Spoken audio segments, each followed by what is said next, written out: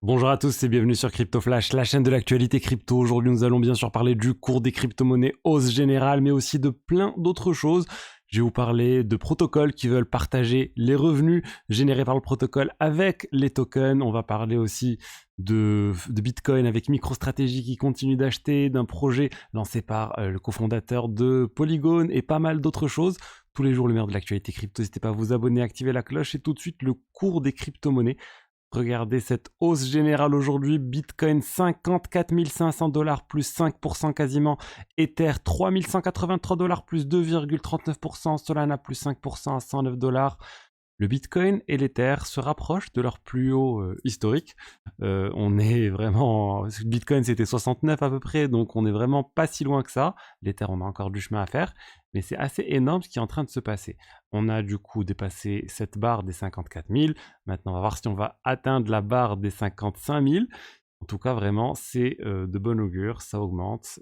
Et comme je vous l'ai dit souvent, il y a le prix qui augmente, mais le buzz, on parle pas autant des crypto-monnaies que lors du précédent bull run. On n'est pas encore au niveau où il y a tout le monde qui est en train de se lancer dans les cryptos, tout le monde est en train de chercher comment acheter des cryptos. On n'est pas encore à ces niveaux-là, et pourtant le cours des cryptos est vraiment très élevé. On a l'Ether qui a atteint un prix qui n'avait pas été atteint depuis quasiment 2 ans. C'est un plus haut de 22 mois, c'est assez énorme. On a vraiment la plupart des cryptos qui sont en hausse. Pour l'Ether d'ailleurs, ce n'est pas uniquement l'aspect de l'Ether spot, enfin de l'ETF spot Ether qui ferait grimper le prix. Selon le cabinet d'analyse Bernstein, ça serait plein d'autres choses avec la mise à jour d'Encun qui est prévue très bientôt. On a aussi l'activation du fee switch sur Uniswap. Regardez la vidéo que j'ai fait ce week-end sur le sujet. On a aussi tout ce qui est restaking dont on parle beaucoup sur Ethereum et tout simplement la tokenomics d'Ethereum avec les Ethers qui sont brûlés, etc., qui font que la supply d'Ether diminue. Donc plein de choses positives sur l'Ether. Sur le Bitcoin, il y a une news, je vais vous en parler dans un instant. Mais voilà, pas mal vraiment de bonnes nouvelles, on va dire, autour de ces crypto-monnaies. Donc espérons que ça va continuer. Je vous invite aussi à vous inscrire sur Bitvavo, l'exchange partenaire de la chaîne. Le giveaway va avoir lieu au début mars sur les personnes qui ont réalisé un trade sur la plateforme sur le mois de février. Il y a 50 € à gagner. N'hésitez pas à vous inscrire. Il y a 10 € offerts ensuite si vous finissez le processus d'inscription dans les 10 jours. Le lien est dans la description. Ensuite, on va parler de Lido. Lido, le protocole de staking sur l'Ether qui a dépassé aujourd'hui les 30 milliards de dollars de market cap pour leur STS. C'est assez énorme. Ça représente 32% de tous les Ethers stakés. C'est un point de centralisation, on va dire, clairement sur le réseau Ethereum. Il faudrait qu'il y ait plus de diversité à ce niveau-là. Mais je pense que le restaking va venir faire baisser cette part de marché de Lido. Je pense que Eigenlayer va capter beaucoup de ces Ethers stakés. Et j'espère du coup que ça va faire baisser Lido. Au moins qu'on ait, on va dire, deux géants, qu'on ait Lido d'un côté et Eigenlayer de l'autre. C'est mieux que d'avoir que Lido. Même si idéalement, il faudrait avoir beaucoup plus. 4, 5, 6 entités qui contrôlent le staking et tout ça de manière décentralisée. Par exemple, Rocket Pool qui permet de faire cela très bien de manière décentralisée. Donc espérons que ça continue. Et justement, Lido, pourquoi je vous en parle? Je vous ai parlé ce week-end, je vous ai dit d'Uniswap qui avait activé, a fait plutôt la proposition pour activer le partage de revenus avec les détenteurs du token Uni.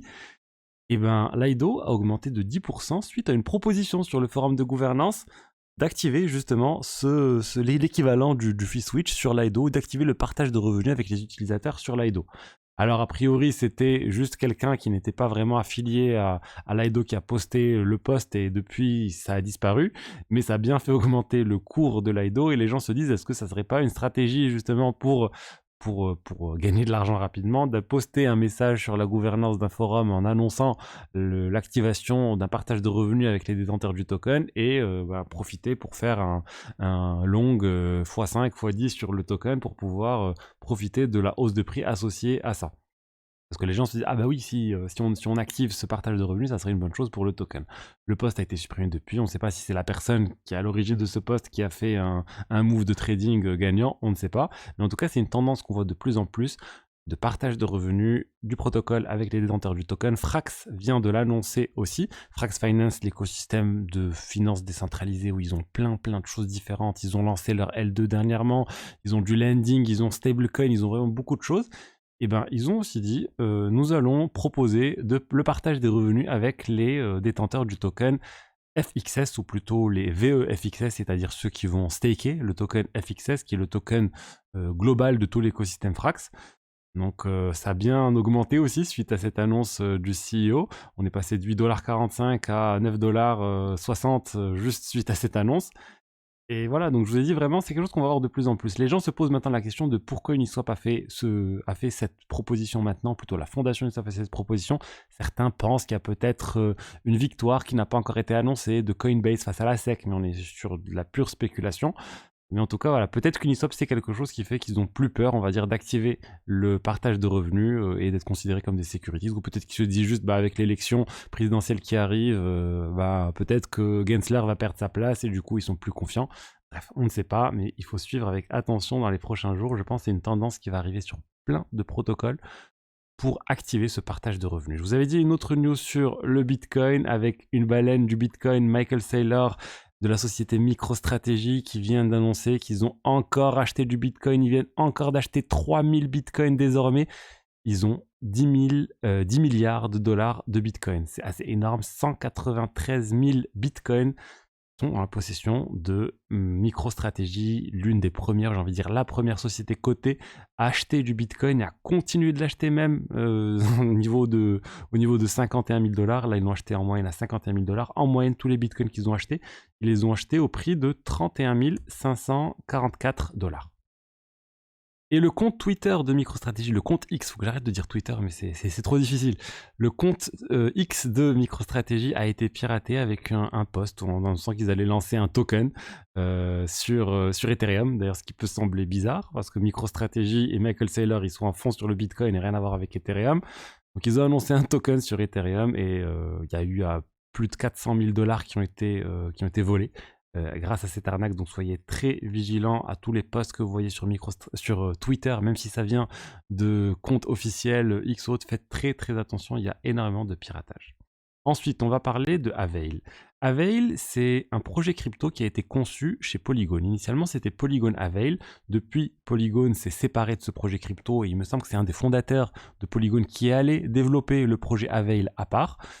Ça se veut un peu être comme un concurrent de Celestia avec une blockchain pour stocker de la data, mais ils ont aussi annoncé 3 nouveaux produits. Déjà, ils ont annoncé une levée de fonds de 27 millions de $. On voit ces niveaux de levée de fonds, on peut se dire il va y avoir un token qui devrait arriver sur le projet. Du coup, c'est peut-être un coup à faire un airdrop intéressant sur Avail. Il y a 3 produits qui ont été annoncés. Avail DA, donc c'est le Data Availability, l'aspect, on va dire, similaire à Celestia. Ils ont aussi annoncé un projet Nexus, plus un projet de, on va dire, de coordination entre blockchain. Et le troisième projet, ça va être le projet Fusion. Fusion Security, ça ressemble beaucoup à du restaking. C'est utiliser des tokens tels que le Bitcoin pour sécuriser d'une certaine manière des blockchains. Donc Fusion, ça ne va pas arriver tout de suite, on parle de 2025, mais les autres produits devraient arriver sur 2024. Donc je pense que les tokens aussi devraient arriver en 2024 à tous les chasseurs d'airdrop. Voilà, faites attention à ça. Ensuite, on a un exchange centralisé qui semble avoir rug pull ou qui semble s'être fait pirater. C'est pas clair, en tout cas, c'est un exchange à Hong Kong qui s'appelle Bitforex. Il y a 56 millions de $, qui ont disparu du hot wallet du jour au lendemain. Les utilisateurs se plaignent aussi. On ne sait pas trop ce qui est en train de se passer. Est-ce que c'est un piratage? Ils n'ont pas encore communiqué. Est-ce que c'est juste un rug pull? En tout cas, voilà, encore une alerte sur les exchanges centralisés. Soyez vigilants. Pour trader, oui, ça peut être une solution. Pour le stockage sur le long terme, il y a des risques, clairement. Il faut que vous en soyez conscients. Ensuite, on a Tornado Cash. Tornado Cash, le service qui permet d'anonymiser, on va dire, ces cryptos, qui est très difficilement accessible depuis un certain temps. C'est très compliqué d'y accéder via MetaMask, via Infora, etc. Mais il existe encore. Et attention, si vous avez déposé de l'argent, vous êtes potentiellement à risque. Et si vous ne déposez surtout pas de l'argent maintenant sur Tornado Cash, a priori, il y a eu une compromission de Tornado Cash avec du code JavaScript malveillant qui a été inclus dans l'une des mises à jour.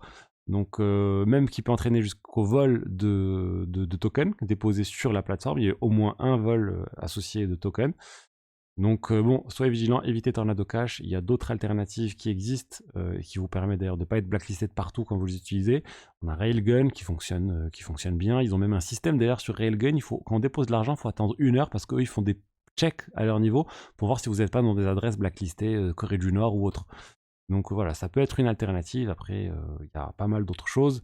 Et voilà, soyez vigilants sur Turn de Cash. Voilà ce que j'avais à vous dire aujourd'hui sur les diverses actualités crypto. J'espère que le contenu vous a plu. Si c'est le cas, n'hésitez pas à liker, commenter, vous abonner. Et je vous dis à demain pour la suite. Au revoir.